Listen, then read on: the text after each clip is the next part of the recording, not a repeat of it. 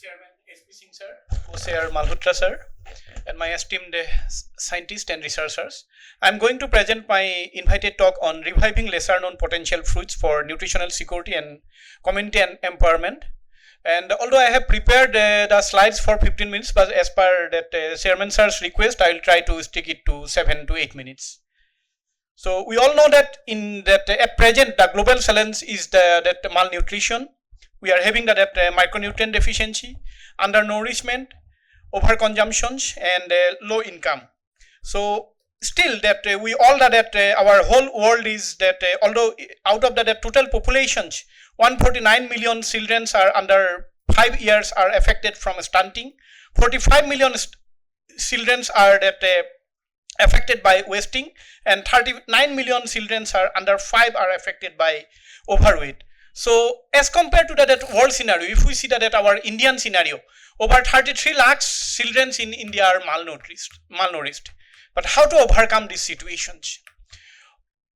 On the other side of that overnourished, India is full of biodiversity. India is one of the region which belongs to where there are 4 biodiversity hotspots out of the total 36 biodiversity hotspots. We have the Himalayan regions, Sundarbans, Western Ghats, Thar deserts, and Silka. So if we see that total hotspots of our country, so that the Himalayan, Western Ghats, Indo-Burma, as well as that Sunan lands, these regions contains a wide harbor of the biodiversity of the horticultural plants, and in addition to that other horticultural crops, fruits plants also that contains that huge share in the biodiversity of our country. So if we see that genetic resources of fruits of our country, mostly that fruits are from the natural or wild populations. In addition to that, some fruits are semi-domesticated, and as compared to these two types, most of the fruits are now being commercialized as varieties or as cultivars.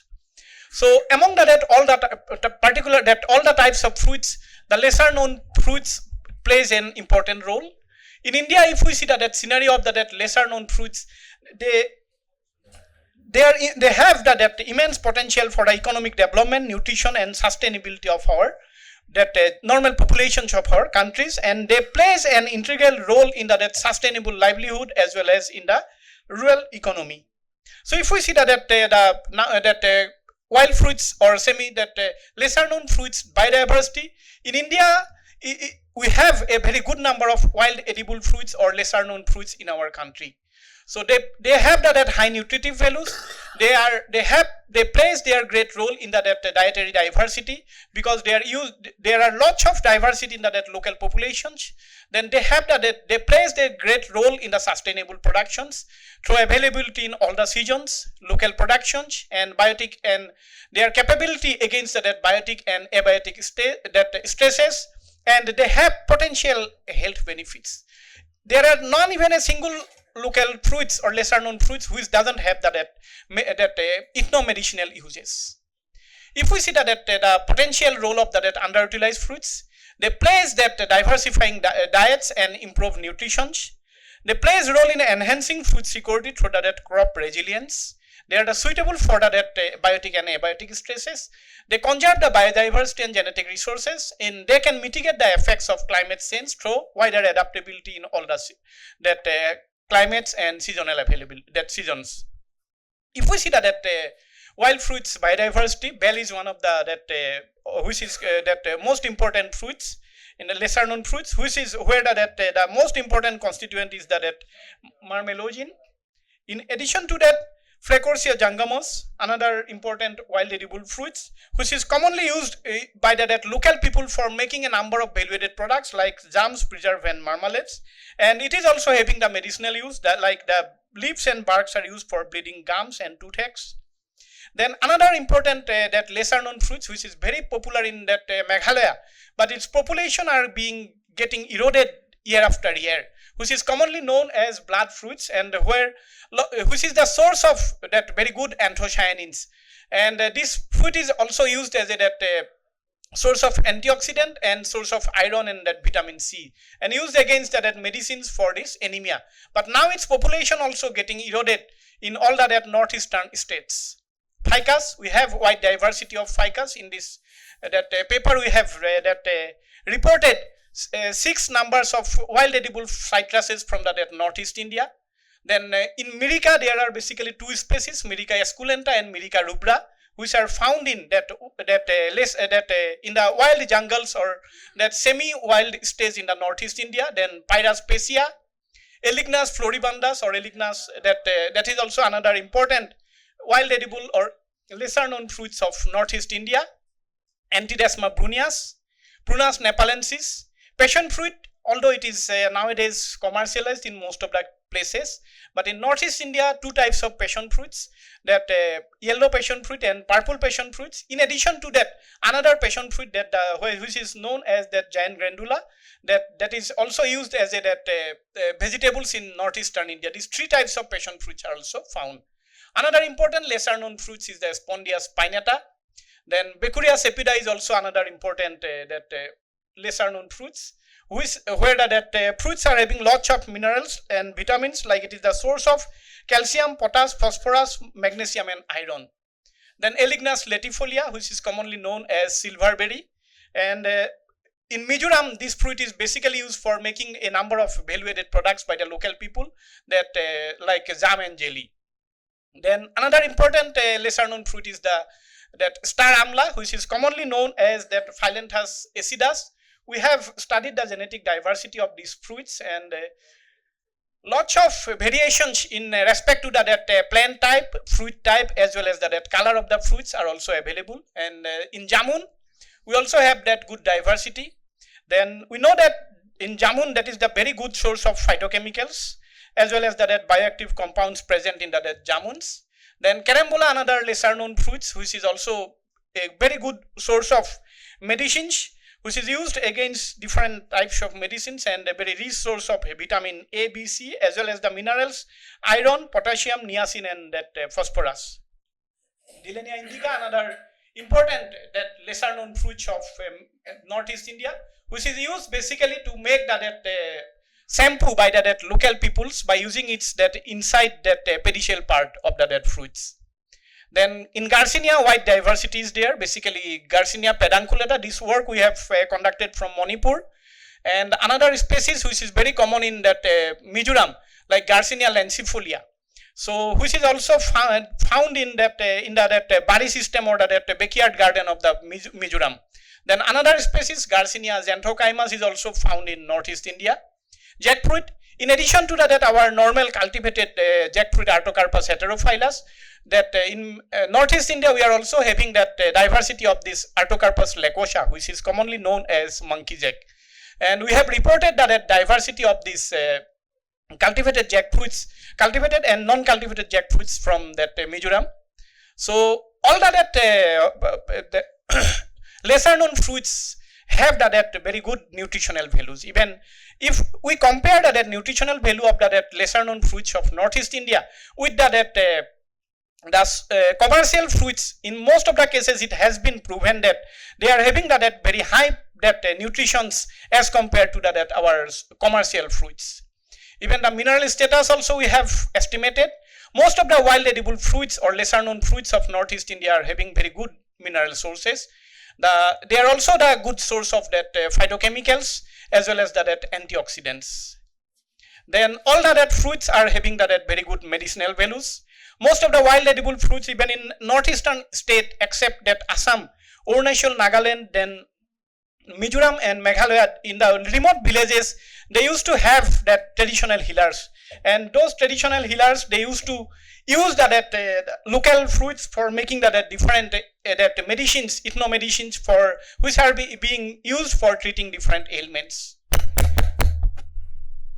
Yes, sir. We'll conclude it. Then, if we see that bioactive compounds, so most of the wild edible fruits have that very good that bioactive compounds. And at present, although I have mentioned that the Northeast India is very good source of that biodiversity of the wild edible fruits, but still there is loss of genetic resources of the wild edible, that lesser known fruits. That is because of that land requirement for development needs, shifting cultivations, commercial agriculture, and use of extensive anthropogenic pressure. So it is the high time to conserve the that manage the that fruit genetic resources. It can be done through collection, characterization, conservation, and utilizations. So what we can do at this present moment, we can go for that germplasm acquisition and characterization. Then we can, it is the high time to develop the production technology for the lesser known fruits. Then we have to develop that technology, and that technology should be disseminated to the farmers through the KVKs. Then there must be some linkages should be required by the government as well as with the local peoples. And GI tag is very much important for conserving of all the local fruits of the regions. And in Northeast India, that community conservation is one of the very much appreciated attempt which can be taken to conserve that, to convert that bari system to that nutritional gardens. Because in Northeast India, each and every people have their that homestead garden or backyard garden, which is commonly known as bari, at the backside of their garden. So it is the high time to convert all that local fruits to the or bari system to that nutritional gardens. So at last, I just want to say that it is the high time to conserve the genetic resources of the local peoples through ex situ and in situ conservation measures. And there is that the backyard garden should be converted to the nutritional garden through to ensure that household food security. And it is the high time to launch that global level network for conservation of the local fruits of our countries. So with this, I just want to conclude my speech that this is some of the work we have done in the lesser known fruits of our countries. That with this, I would like to thank you very much to all of you. Thanks. Thank you, Mr. Hazarika, for your very good presentation. You have already mentioned of many of the potential fruits which is still wild, and we are losing them from the forest. This we have been talking for not today, I remember for the last 30 years. And same thing is happening. But one interesting feature is there, that which of the fruit you identified that they are potential and they can have the potential market, they have been captured. For example, jamun. Jamun was also wild, grown around the river or so on, no seedlings. But when it was identified that this is anti-diabetic, people got attracted, market went on increasing, and then varieties developed, and once the varieties were developed, they have been commercialized. And not only that, now plantations of the jamun is happening. Then we are told that jamun can also be grown as a small plant also. So that way, so the mechanism would be to popularize so that people can go for their cultivation. That is most important. And one of the project, it was by Jeff, we had done through the Biodiversity International, the conservation of plants through creating their importance. That becomes very, very important. So you gave the example of Panilla. In my village it was there, in my childhood. People planted, it was multiplied 1 to 2, 2 to 3, but everybody vanished because there is no market. They could not sell it. Or till we don't develop a variety which can be sellable, this will remain. Of course, the conservation, I have no objection with the conservation and characterization. But important, if you want to make it commercialization of that, the importance of that has to be created awareness.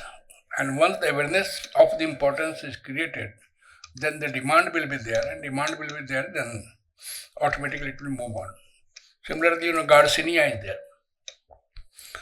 I think in Dapoli, a lot of work was done on Garcinia indica. That can be converted into medicinal values and all that. But as a commercial cultivation, it could not be expanded. Similarly, we started working on Garcinia Cambogia. That was an excellent for bringing down the obesity of the people. So a lot of export initially took, but again it could not be made as a commercial proposition. So these are some of the thoughts how to make it commercially important so they can survive. That is important. Thank you very much for your very good presentation.